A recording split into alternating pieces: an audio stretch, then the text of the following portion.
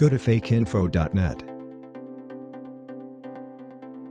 Scroll down and in the Social Media Tools section click on the Facebook Video Call Generator button.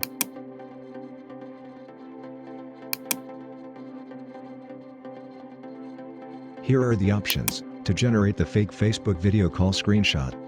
You can hide the header and footer from here. Set time and battery percentage.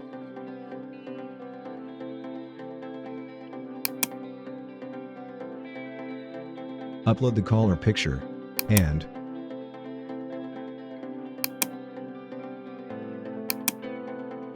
then click on the Person To tab to upload the receiver's picture.